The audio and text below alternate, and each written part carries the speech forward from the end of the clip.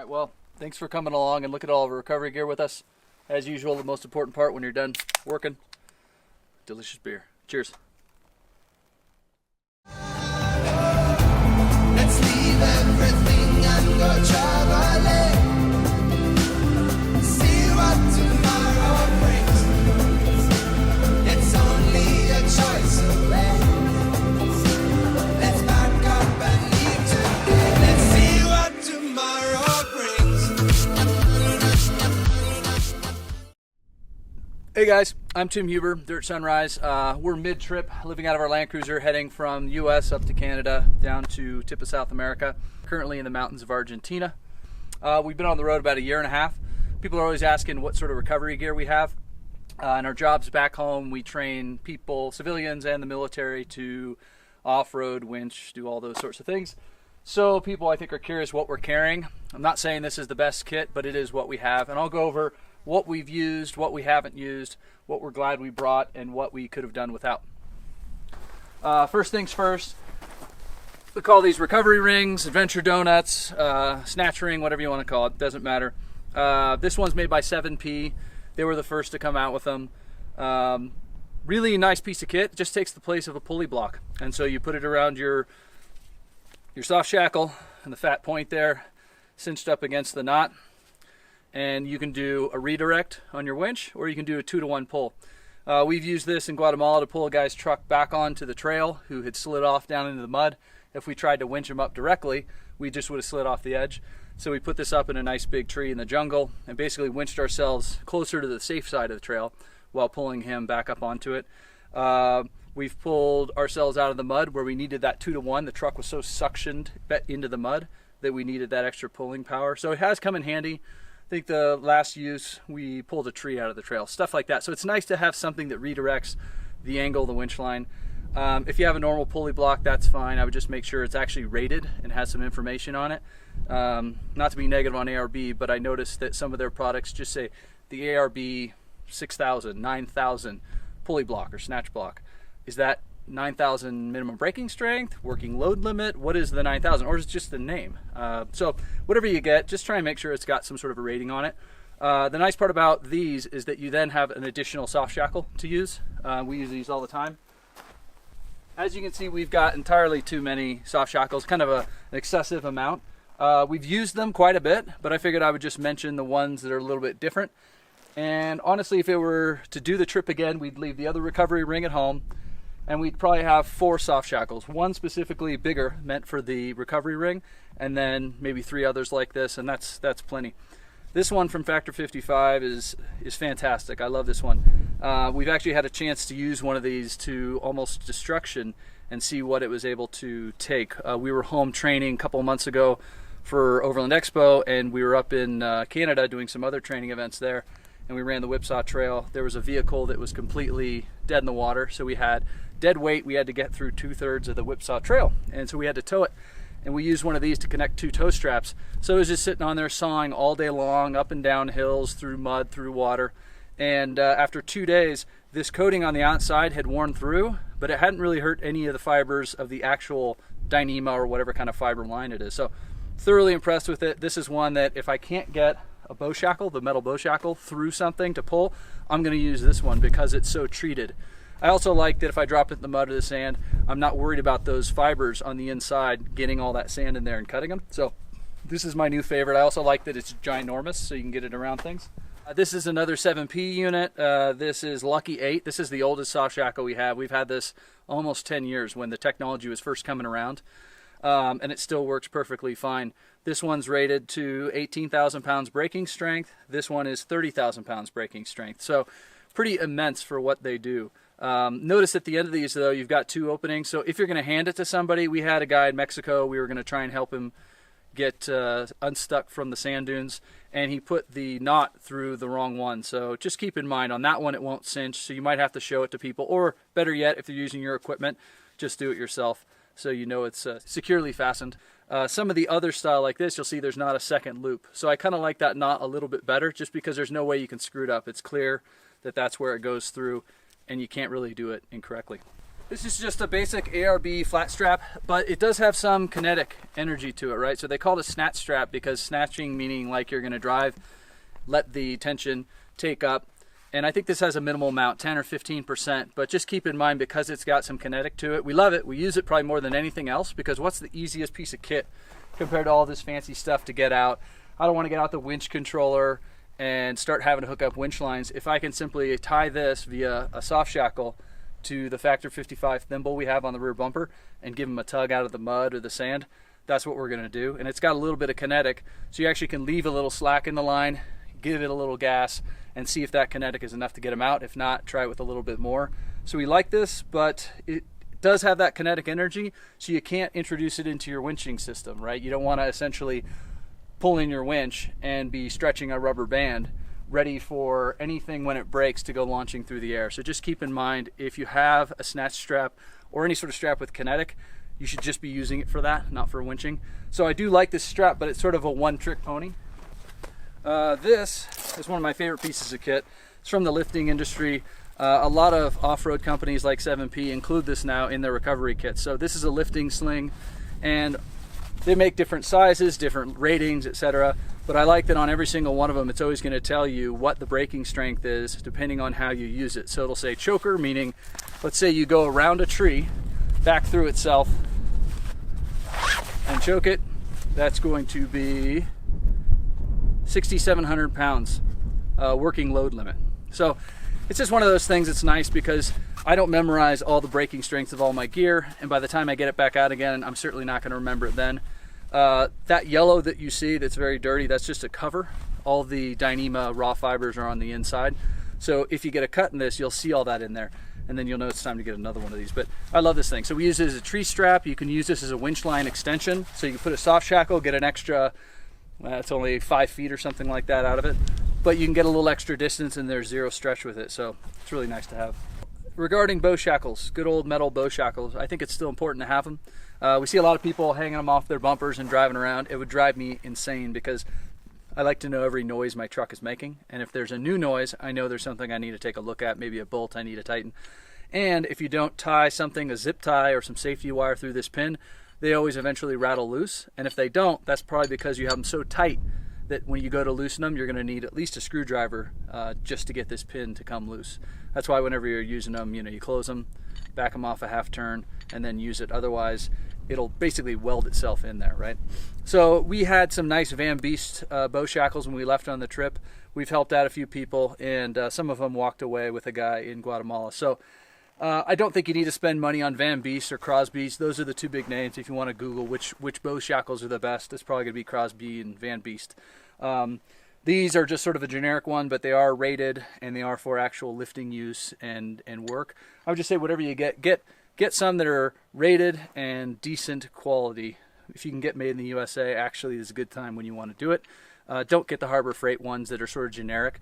You want to get the ones that are at least batch tested, meaning that out of each batch they make, they actually test some until they break and verify that they're actually going to hold up to the rating that's on them, right? Van Beest are individually tested. Crosby, I don't know. You could tell me in the comments below if you know. I'm not sure if Crosby's are individually tested. I think they might be. But that means every single one, and that's why they're so expensive, they test and make sure it is not going to break. So that's kind of nice. This isn't really recovery gear, but if you're going to use a winch, it's just something you should have. This is a winch line splicing kit. It's got a pair of scissors, a little bit of line to practice with, electrical tape, and what I always tell people, what you're really paying for when you buy a splicing kit are the directions. So if you haven't spliced a lot of line, you might forget. These older splicing kits come with this FID, and you need to put your winch line in the end of this. Now you do cut it down a little bit, you'll read in the instructions. But nowadays, I think this idea of having a whole kit, we always have electrical tape in the truck. We always have a nice sharp knife or 2 or 3 and some scissors. So the idea that you need a specific winch line splicing kit is kind of done with.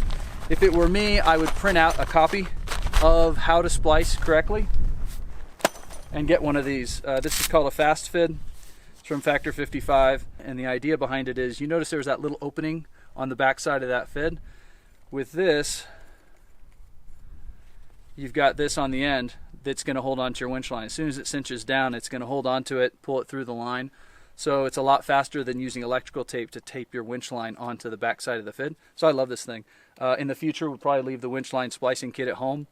And we've spliced enough now to remember how to do it. But if I have any doubts that we'll remember, we'll just print out a copy of the directions to remember how far to go to bury the line and how many times to go over and under, etc.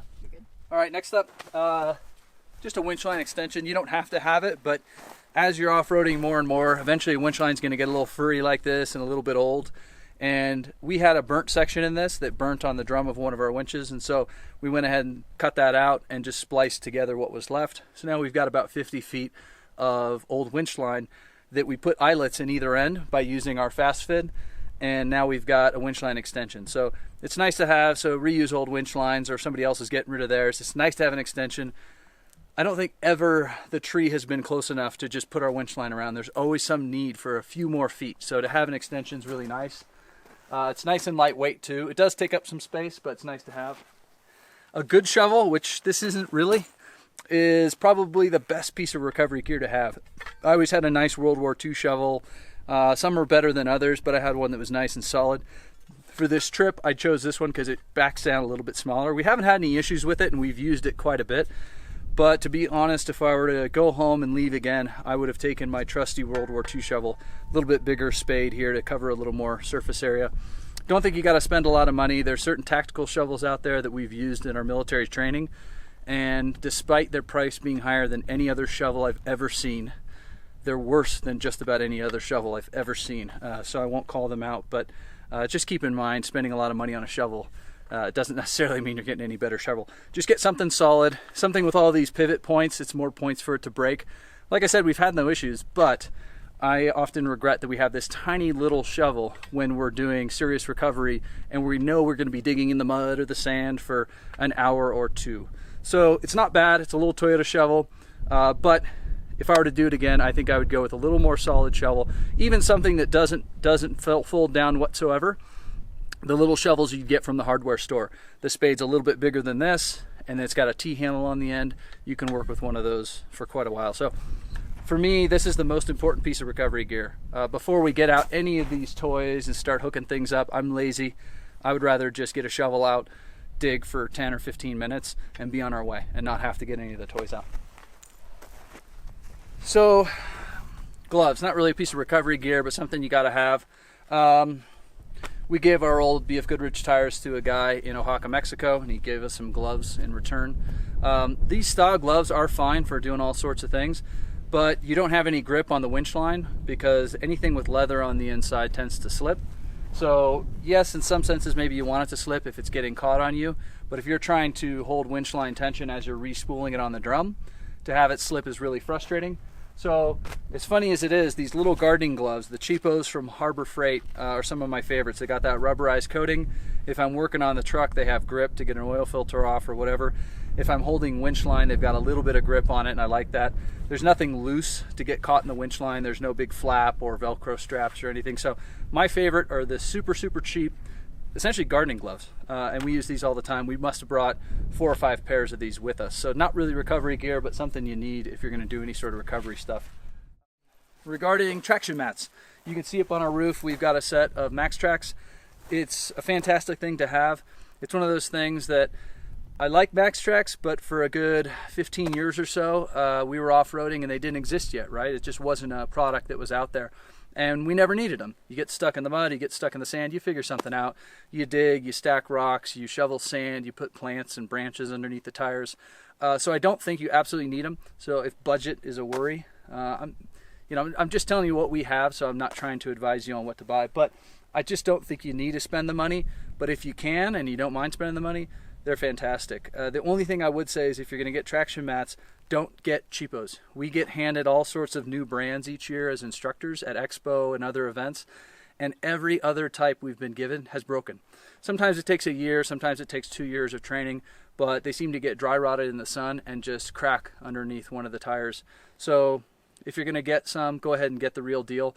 And I'm sure there's some other brand out there that someone will say is just as good. Just make sure you get a good one, and therefore they're going to be pretty expensive. But that's all I'll say on Max Tracks. We've used them on this trip to recover two-wheel drive vans on the beach.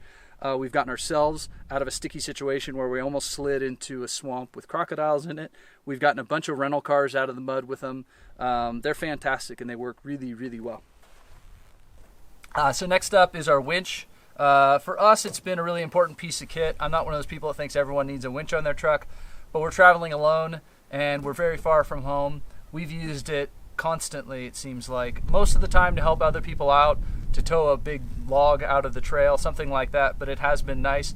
There has been a couple times where we've either recovered ourselves as we were sliding off a trail and it was too muddy, we had to use the winch to get back on. We had another instance on a muddy hill where our tire sunk into a river sort of gulch and our tire was up in the air. The winch was able to hold us back down. We've had campsites that we wouldn't have been able to leave if we didn't have the winch because we went down a gully, it rained all night, and it was too muddy to get back out. So for us, this has been really essential. It's just a Warren 9.5 XP, not a super fancy winch. Steel blue, good synthetic winch line, not the fanciest, but just a good winch line. Factor 55, Haas fair lead. These you'll notice compared to some, it has this really slight sloping radius instead of a sharp angle, and a tree is never directly out in front of you. It's always off on some crazy angle.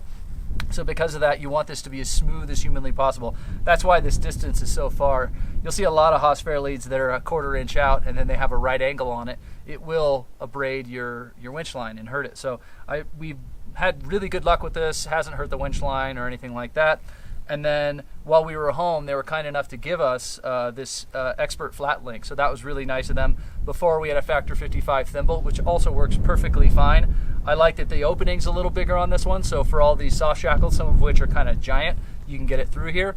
And then also it doesn't stick out quite as far as the thimble, because on a steep approach angle going up some rock, we'd sometimes hit the thimble on rocks and then you'd scratch it up. So it's nice to have just a fancy piece of kit. You don't necessarily need to have all this fancy kit, but if you are going to get a winch, I do think you should pretty much go down to a Factor 55. Somebody who's got all their equipment that's rated and tested, destruction tested, so you can go and see what happens when it does fail. So if you're going to do it, get some good stuff. Don't have an open hook on the end that could come flying off. I do use those, like on our old FJ40. We kept all old school gear, so we have steel winch line, the old school hook, the roller fair leads. Nothing wrong with any of that. It's just if you aren't sure what you're doing, you could hurt yourself. But this has been really good to us. The other gear I was going to show you guys, it's not really recovery gear, but I wanted to show it to you because to me it's all sort of part of it. I could keep going down that path, and next thing you know, we're looking at all sorts of, our compressor to air up our tires and things like that, and our tool kit. But this sort of pertains to recovery gear. A good old pair of coveralls. We're always laying in the dirt under the truck or slogging through the mud and using our muck boots. So something like muck boots or a set of coveralls is really nice to have. Additionally, this is just a super siphon. They go by a million different brand names, but to siphon fuel out of a canister, out of somebody else's car, into somebody else's car, comes in really, really handy. And you don't have to get your mouth on it, so you don't have to breathe in a bunch of diesel or a bunch of gasoline fumes. It's got a little marble in the end here, and you just shake it, and that works. Not really a piece of recovery gear. This is just a cheapo Craftsman handsaw. Something like this has worked really well. I've gotten away from carrying an axe because a log that's, let's say, that big in diameter, I can get through it a lot faster with this little handsaw than I can an axe, and an axe is just that much bigger and heavier. So little handsaws like this have come in really, really handy. Again, it's not really recovery, but it is in a sense that every time we've been stuck, the first thing we do if we're not already aired down is air down. I like this style.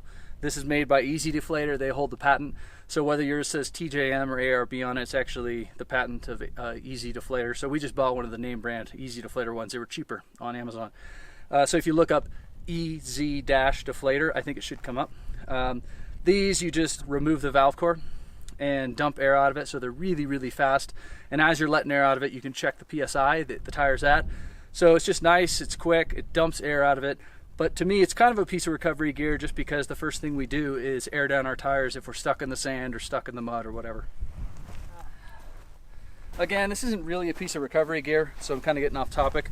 But tire plug kit, it's kind of one of those pieces of kit. Like, what would you have with you if you flew in somewhere to get a rental Jeep? Let's say you're going to Sedona, you're gonna go to Barlow Jeep Rentals and get a Rubicon to go hit trails. Tire plug kit, I think I'd have a super siphon, some sort of flat toe strap, and a couple soft shackles, all times. That's just kind of like the base gear that you would want to have. I just always tell people to have something with metal T-handles, because when you're putting your whole body weight on these plugs trying to get them into a tire, the plastic ones can shatter, and then of course what's beneath that plastic T-handle? A nice metal shank that's going to go through your hand. So whatever brand you buy, Safety Seal's sort of the old school trucker version for semis and tractor trailers back in the day. The ARB kit's a little nicer because it's got all this with all these extra plugs, but it also has some spare valve cores, which is kind of nice to have. But whatever kit you get, just get metal T-handles. But I don't think it really matters that much. So that's pretty much what I consider our recovery kit. As you can see, some of it's not recovery gear. To me, what's essential is the shovel, the tire plugs, some soft shackles, a toe strap, the lifting sling. The rest of it is a little bit extra. And like I said, we have too many of each item, but this is sort of our basic recovery kit. Everything in this has been used except for the second recovery ring. We haven't had to use 2 of them on the trail, but everything else has been used at some point in this trip. And like I said, we had at least 1 or 2 more hard bow shackles that have walked away during the time. All right, well, thanks for coming along and checking out our little recovery gear setup. If you have any further questions, feel free to contact us. You can email us at dirtsunrise@gmail.com, or you can just go to the website and hit the contact button. We have been doing consulting work on the side as we're traveling, as far as vehicle preparations, trip preparations, recovery gear, and that sort of thing. So if you have further questions and you want to set up a consulting appointment, we can also do that, speak one-on-one, and do some emailing back and forth as we have Wi-Fi as we're traveling. I'm gonna go have a beer. See you out on the trail. Whoa. Do that. Show them which hole to put it into. Keep in mind that with these two openings here at the end, you got to put it in the further one. Just get to it. Just say. Ooh. Yeah, so securely fastened. Securely fastened. I might not even include this in the video. Maybe.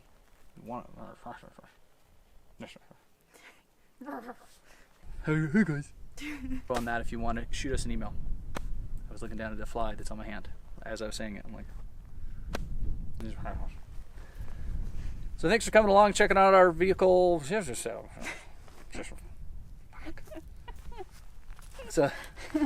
I'm so tired. Kill me now.